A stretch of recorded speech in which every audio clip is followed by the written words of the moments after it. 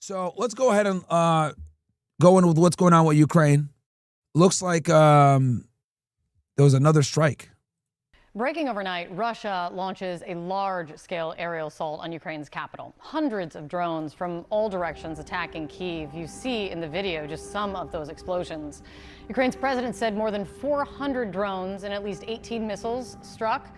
At least 2 people were killed in these strikes. And this is just the day before, Russia launched hundreds more, the largest drone attack since Russia started that war.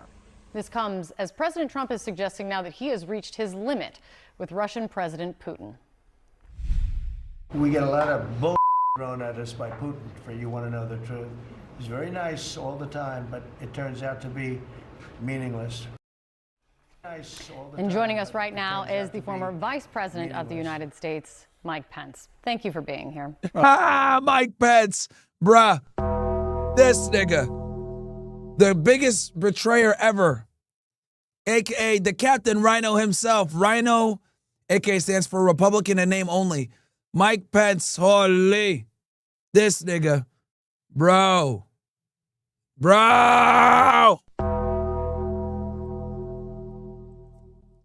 This guy's the definition of a traitor. For those of you that don't know, this guy was a critical element to the stolen, you're damn right, I'm going to call it stolen, election of 2020, man.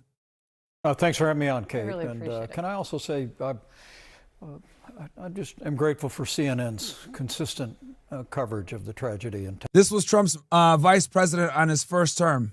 Texas. Our hearts and our prayers have been with all of our countrymen there, and appreciate the yeoman works you all have done to tell that story. Thank you. It's a very tough job that we have our team down there to do, and an important one, and I appreciate that. Yeah.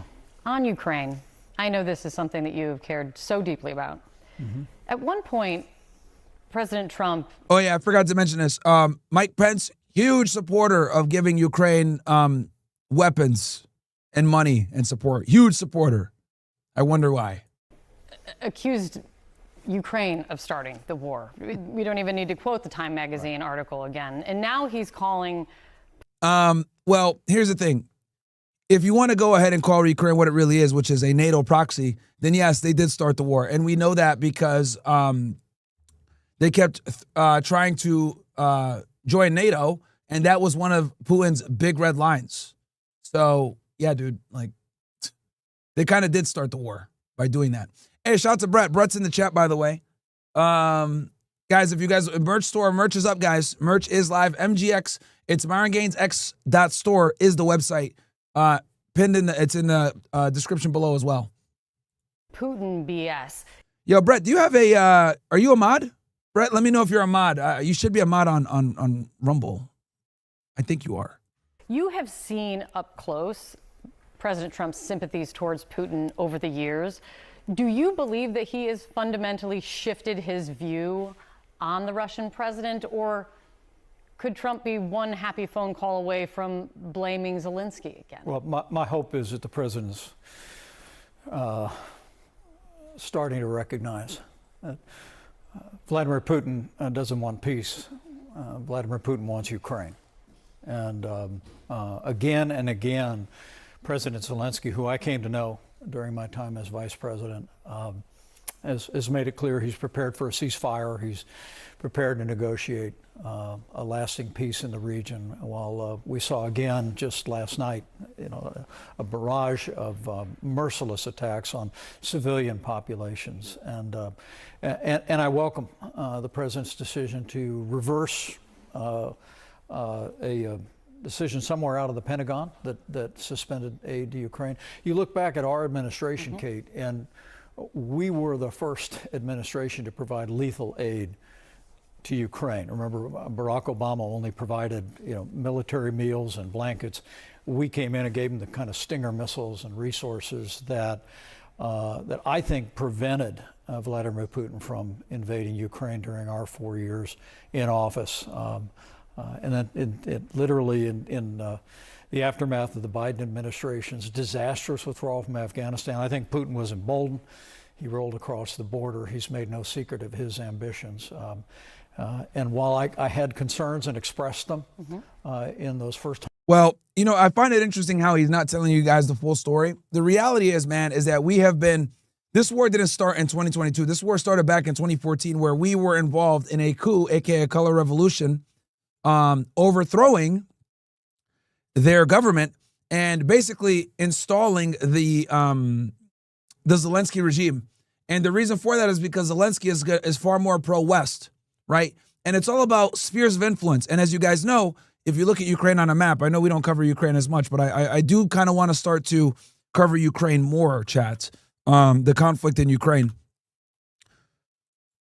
If you look at Ukraine on a map, right, here's, excuse me, here's Europe, right, obviously the Middle East, etc. Ukraine is right here. It's all this fucking Russian thing. Can we get it in English, goddammit? Okay, give me 1 second and just...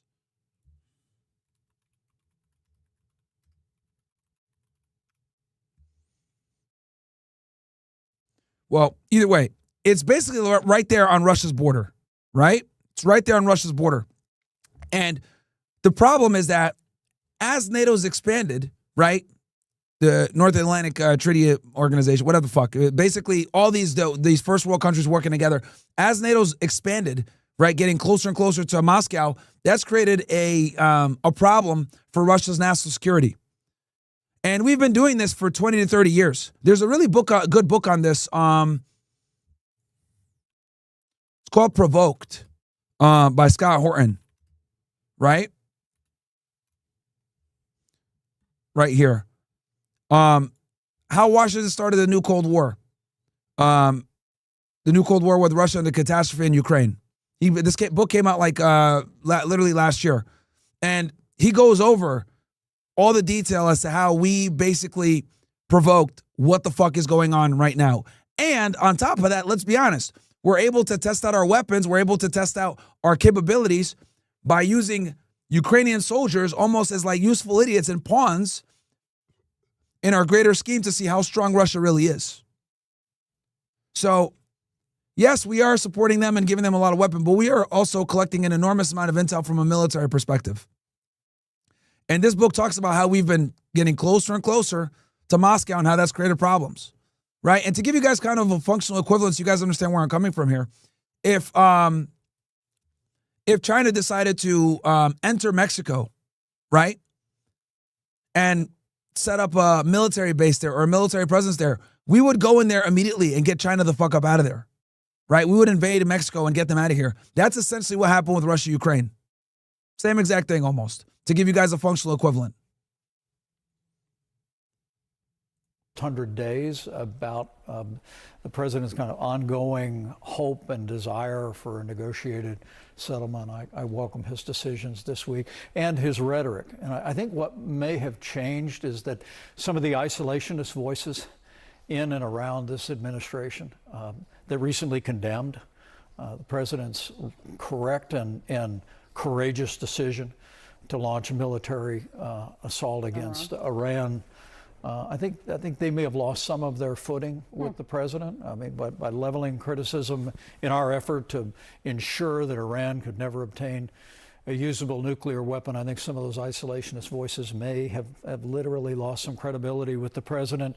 But whatever the cause, I welcome it, because I do believe the time has come for us to renew our military support for Ukraine, make it clear that we're going to renew our support, continue to provide that support along with our European allies until a just and lasting peace is achieved. I also am hopeful that Senator Thune will bring the new Russia sanction bill to the floor of the Senate next week. There are issues with two of those things, but with both of those things, there are issues right now. And I saw you almost shake your head in disbelief at what the reporting has been, which is today we learned that U.S. weapons shipments are starting back up to Ukraine. Right. But this comes after the reporting is that the Pentagon paused shipments on some weapons, signed off on by the Secretary of Defense. And this was yesterday. We were talking about this with Pete Hegseth. There was a disconnect between these weapons getting over there because apparently, I guess Trump wanted them to go there, but Hegseth did not get the memo or didn't send them over.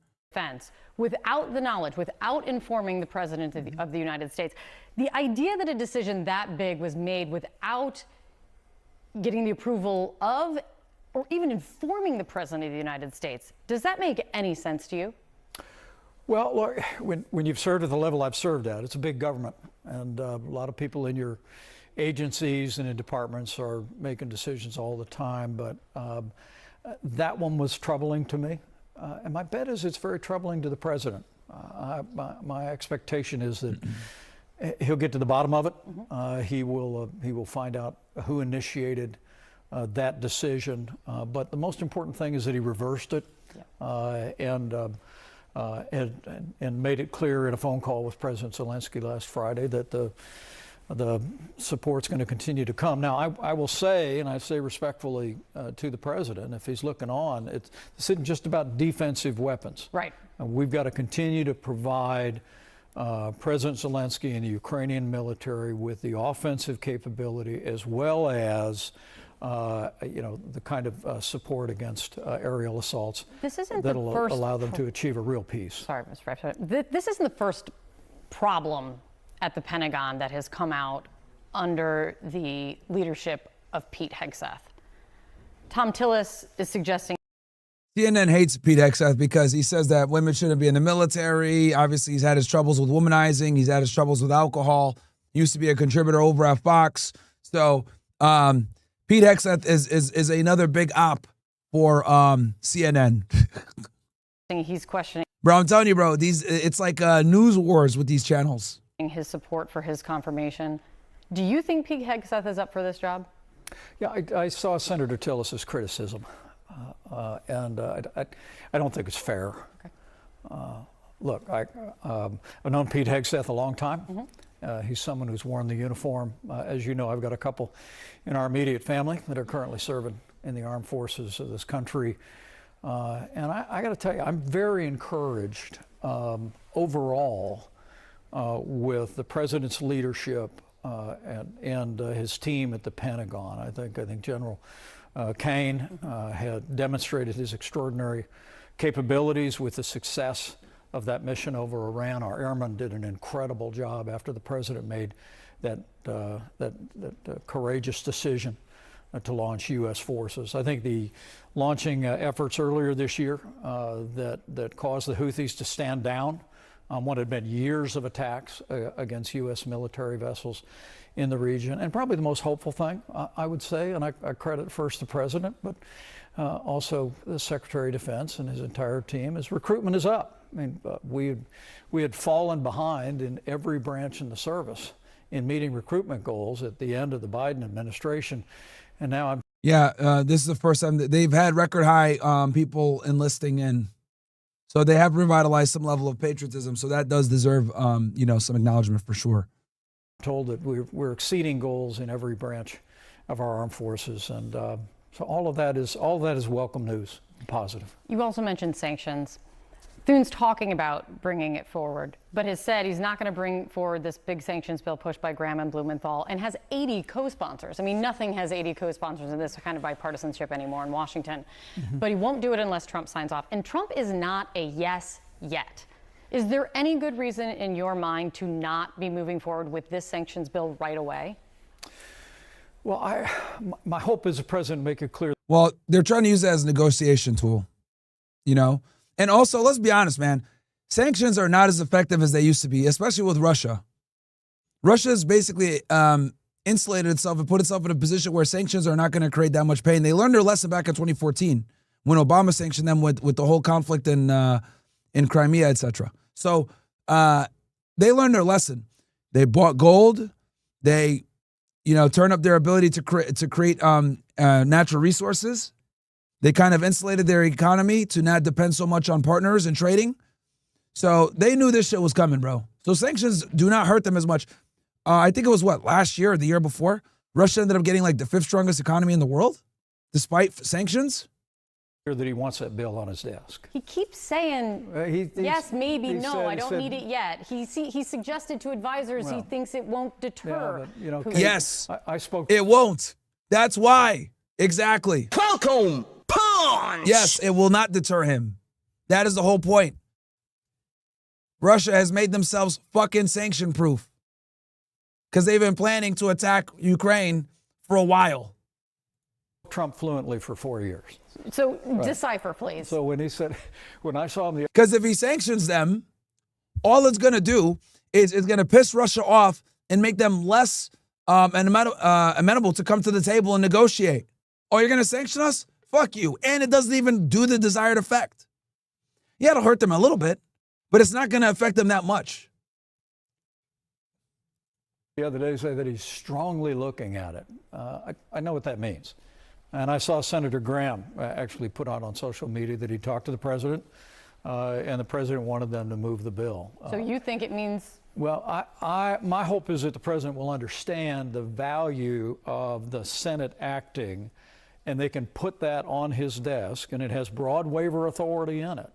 But I literally think that the very presence of those new sanctions, especially the secondary sanctions that are included, that are essentially going to go against countries that are subsidizing that war effort. Why pump the brakes? Well, I think and hope the president will see the value of Vladimir Putin seeing those sanctions on his desk, available for a signature. But the most important thing is that we continue to make it very clear that we're not going to tolerate Vladimir Putin redrawing international lines by force. He didn't do it in our 4 years. He had done it.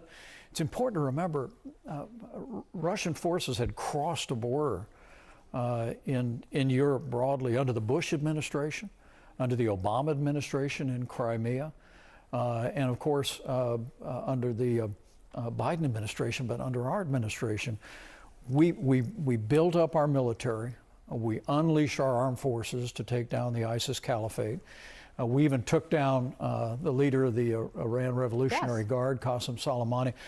We sent cruise missiles into Syria not once but twice. I think Vladimir Putin saw us supporting Ukraine with lethal aid. I think he saw us willing to use force to defend our interests and our allies, and he stood down. And the pathway today to peace in the region, in Eastern Europe, in the Middle East, in the Asia Pacific, is American strength.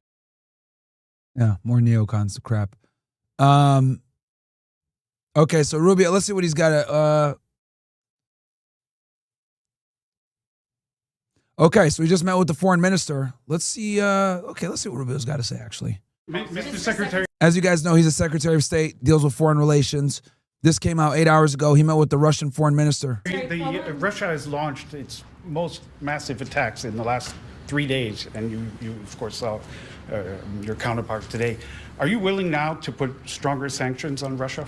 Opportunity to do that. So we've been engaging with Congress on what that bill would look like. Obviously, the president needs flexibility on how those sanctions would be applied and when. Because it gives them, maximum leverage in any conversation and negotiation. So he has talked about that as being a real option. And now, obviously, we've been engaging with the Senate in particular over the last week on what that bill will look like. And the leaders of both chambers have said that they're prepared to begin to move forward on that. We've expressed this to the Russians weeks ago. We told them that at the moment would come where something like this could happen. And we'll continue to express it because that's the reality. But has the moment come or not yet? Well, I mean, again, that's the president's decision to make. He's frustrated by the fact that more progress has not been made. Mr. Secretary, there were reports earlier this week that you and the president were unaware that the Pentagon had made a decision to at least temporarily halt the arms shipments to Ukraine.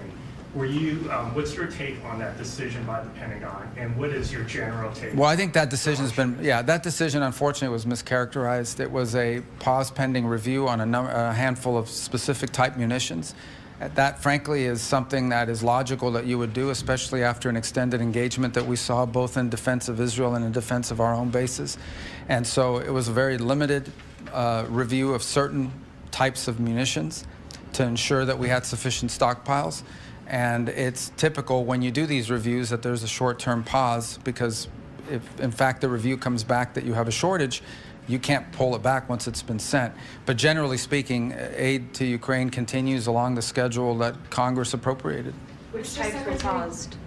Which types of weapons were paused? Largely defensive in nature. Some were offensive. But again, the ones that were expended in recent conflicts in the Middle East. And again, not because there is a shortage, but because it's prudent to look at it and say, okay, do we have enough of these in our stockpiles for all of our obligations around the world, both in defense of our bases in the Middle East, but also our obligations to our Indo-Pacific partners and any other contingencies that might arise. But in the end, I would say that the overwhelming majority of of military aid that the United States provides Ukraine has never been paused and continues along the same schedules that it's been. I think there's a broader issue unrelated to the pause, and that involves the defense productive capabilities of the West, not just us, but of Europe. As an example, one of the things that the Ukrainians need is more Patriot batteries. There are Patriot batteries available in multiple countries in Europe, yet no one wants to part with them. So I hope that'll change. If in fact that Ukraine is the priority that so many countries in Europe say it is, they should be willing to share batteries that right now they don't have a need to use. So hopefully we'll be able to convince some of our NATO partners to provide those Patriot batteries to Ukraine, because there are a number of countries that have them, but no one wants to part with what they have. So perhaps that'll change. That's important. Mr. Secretary. And that shit is expensive, guys. Extremely expensive. You mentioned wanting to see a roadmap for how this conflict can conclude. What concrete ideas have you presented, and how did Russia respond in this meeting? Well, again, these things are best negotiated. I don't want to in private, and that's how these things generally work. There were some ideas exchanged today, some viewpoints that they expressed to us that I'll take back to the president for his consideration, and hopefully it will lead to something. I don't want to overpromise. I mean, again, as I said, this is a conflict that's been going on now for over 3 years, and as has already been pointed out by one of the questions here, we've seen an acceleration of attacks. I think it's probably the largest drone attack in a city close to the Polish border, actually, so it's a pretty deep strike. And again, I mean, it's every time you see this in the headlines and people die, it reminds you of why the president wants this war to end. As he has said from the beginning, his #1 interest here is to stop people from dying and the destruction that's ongoing every single day. They're going to be having a conference, maybe it starts today if I'm not mistaken, about reconstruction and the rebuilding of Ukraine. Every time one of these strikes is launched, the price of reconstruction. And I'm almost certain it's BlackRock that is going to be behind the reconstruction. Destruction goes up, right? There's also the destruction of the country's capabilities, the country's economic capabilities that has to be added to this. But obviously the loss of life is something of great interest to the president. It's important to note that since January of this year, as an example, just to give you on the Russian side, they've lost 100,000 soldiers, dead. Not injured, I'm talking about dead.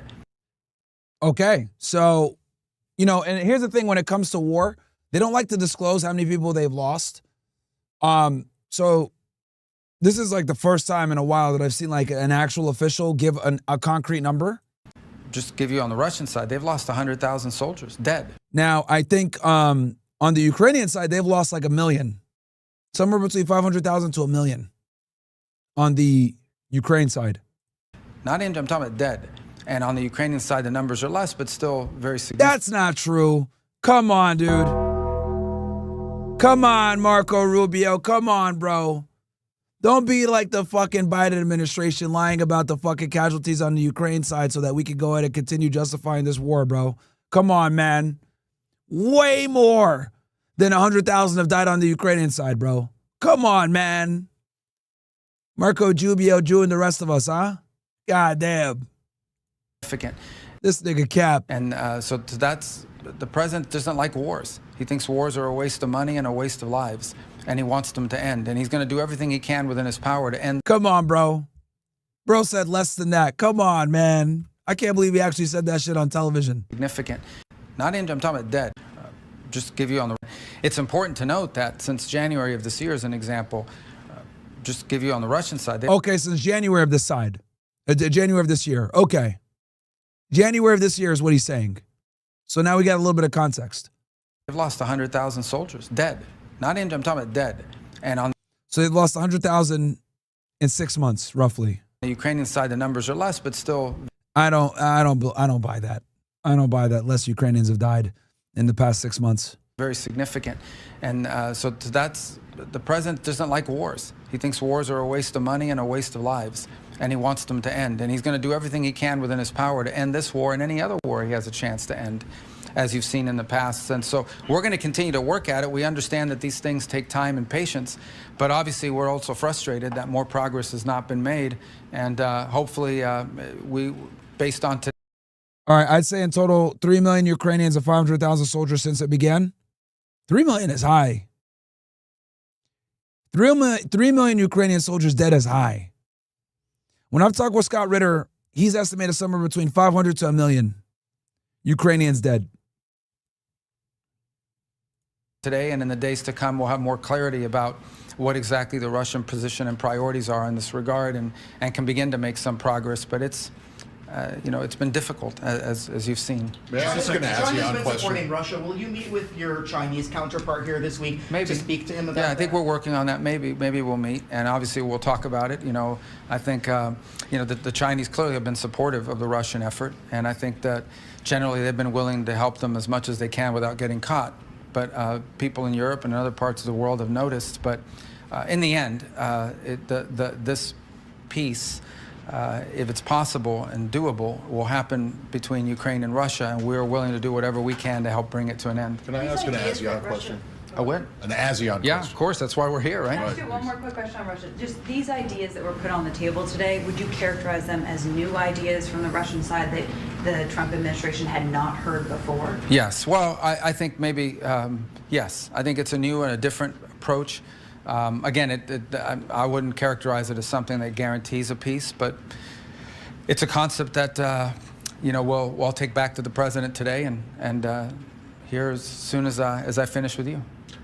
I just wanted to know, what was your sense today after your meeting, the PMC meeting with the ASEAN foreign ministers, about how big an irritant the tariffs are to U.S. relations, both with ASEAN as a bloc, but individual countries? Well, I think, look, two things to understand. Number one is these letters that are going out and these trade changes are happening with every country in the world. I mean, it's basically every country in the world. The president's been very clear, and he has been, frankly, if you go back to videos of him speaking in the 80s about his feeling that the state of global trade is unfair to the United States, that for far too long we allowed these imbalances to develop. We are the world's largest consumer. We're a huge market where people export things to us. And with these huge... And since we're the largest consumer, damn near impossible to also manufacture. Can't have both, unfortunately. And unsustainable imbalances have developed with countries all over the world. And so this is a globalized effort to reset U.S. trade in a way that's beneficial to the United States, and not just in dollars and cents, but also in our own domestic industrial capacity. So this has been made clear to countries around the world. We were coming up upon upon the middle of this month, and the markets demand certainty, and so these letters set a baseline. Now, obviously, that does not foreclose the opportunity for individual countries to enter into negotiations that perhaps can adjust those numbers. But in the end, the president still remains very committed to a rebalancing of trade that's fair to America, and also at the same time protects our own industrial capabilities. Right, but you're here today meeting with ASEAN countries, and those countries, almost all of them, got letters this week. And so, but anywhere in the world, well, I guess my point to you is anywhere in the world I would have traveled this week, they got a letter. So everybody got a letter. And in some cases, some of these countries got a letter where their tariff rate is lower than some of their neighbors or maybe a country somewhere else in the world. So it might even serve as an advantage. But of course it's raised, it's an issue. But I wouldn't say it solely defines our relationship with many of these countries. There are a lot of other issues that we work together on. And I think there was great enthusiasm that we were here and that we're a part of this. A reminder that next week we'll have another high-ranking delegation, including Secretary Lutnick, Deputy Landau from the Department of State, will be traveling to Japan for the World Expo there, and will be involved in talks there as well.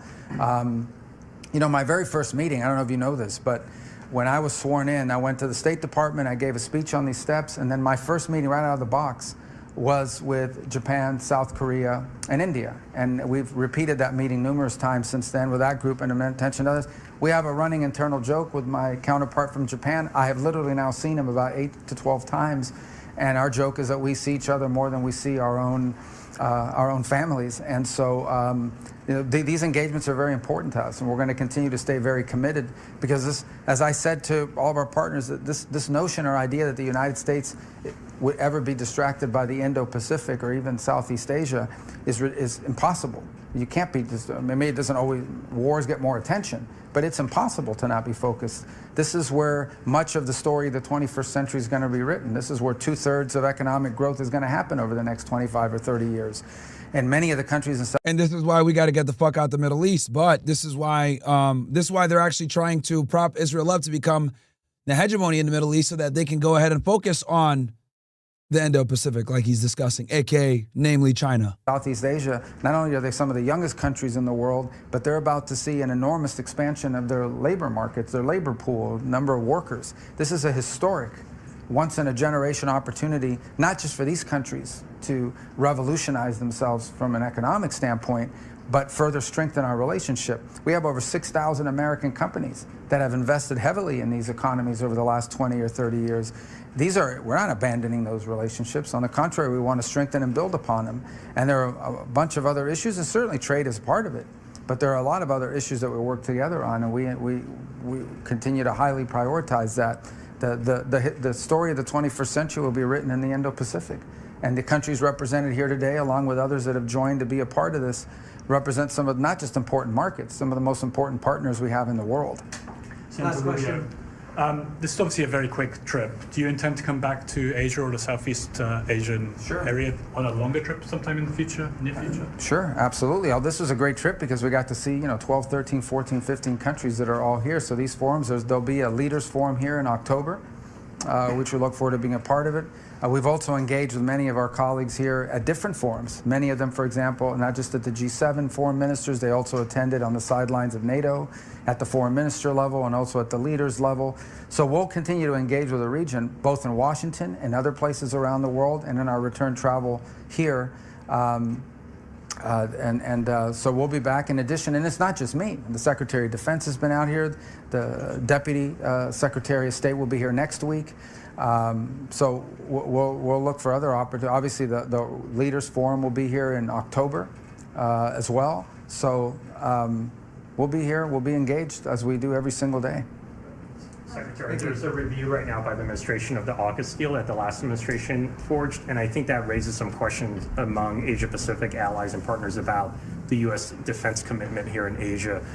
What do you say to people who... Look, anytime a new administration takes over, there's a review of all policies. I mean, policies are a review doesn't necessarily mean you're against it. We did a review at the State Department of our diplomatic presence around the world, because I wanted to know which consulates and embassies could be adjusted both in their size and in their presence, could we consolidate a presence. We did a review. We haven't closed any embassies, but we did a review. So just because you're reviewing something doesn't mean you're going to necessarily act on it. It means you're a new administration and you want to take an audit and an account about all the policies that you've inherited, and policies, how they've changed since the last time you were in office when it comes to the Trump administration. So, but our policies on... As you guys can see, Marco Rubio is obviously a very seasoned politician. He's been doing this for a very long time, has answers for everything, is able to articulate his points, doesn't miss a fucking beat. This is a refined politician, my friends. Very refined politician. He's been doing this for a very long time. AUKUS have not changed. Thank What you. else? That's it? Are you hopeful on a Gaza ceasefire in the next few days? Well, we're hopeful. I mean, we all know what the hell's going to happen there. And we're hoping they'll move to proximity talks. It appears that generally the terms have been agreed to, but obviously now you need to have talks about how you implement those terms. And I spoke to Steve Witkoff last night, and he's optimistic that proximity talks will begin fairly soon. And as you guys know, Steve Witkoff is basically one of the chief negotiators, which is interesting because he's involved not just in the Middle East discussions, but he's also involved in these European discussions as well. He's like the special envoy negotiator of the Trump administration, and he's been overseeing especially the Iran / a lot of the Middle Eastern deals. Steve Witkoff is a real estate investor, and if you guys are wondering, yes, okay. Friend of Trump, golfing buddy. He was there when Trump almost got attacked last September, if you guys remember, when he was when they were down in Florida by that guy Ryan Routh or whatever. So close friend of the president, helps with the negotiation stuff. Soon. Think of him as like a undeclared. He's like another almost, because obviously the Secretary of State, right? That's kind of their position as well, being a foreign, dealing a lot with foreign counterparts. But Witkoff does it as well, but unofficially. Expedited and facilitated by the Qataris and the Egyptians. And so, but we've seen talks fall apart in the past at that stage of proximity talks. So I think we're closer, and I think perhaps we're closer than we've been in quite a while. Someone said Ukraine should join NATO. It's the only deterrent to Russia. Bro, you're that's why they attacked in the first place. What the fuck, dude? Stupid. Bro, that's literally why they attacked in the first place. And we're hopeful, but we also recognize there's... Bro's name is Alan Goldberg. It should be Alan Berg. Still some challenges in the way, and one of the fundamental challenges is Hamas's unwillingness to disarm, which would end this conflict immediately. If they just release the hostages, there shouldn't be a single hostage. There shouldn't. Yeah, they say that, but the reality is that Israel is gonna continue to bomb Gaza. Be a single hostage body still left. If they release that and disarm, this would end. But that said, the Israelis... Yeah, it would end by them getting fucking killed. Has shown some flexibility here, and so I think we've seen progress made. So we're hopeful, but we also understand that these things have been difficult for a reason. But we're hopeful that they can move to proximity talks pretty quickly and go from there and have a ceasefire in place in the near future.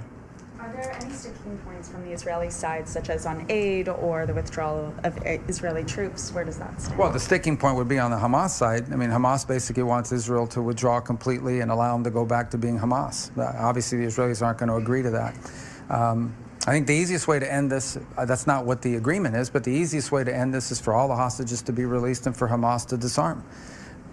Absent that, the Israelis and Hamas, through the through the mediation of Qatar and Egypt, have reached an understanding on a 60-day ceasefire and some elements of that with regards to humanitarian aid through international agencies resuming and so forth. But now you've got to have talks about how do you implement that, and that's where this has fallen apart in the past. We're hopeful that'll work out. We're doing everything we can. We'd like to see a ceasefire. The president's been clear he wants to see a ceasefire.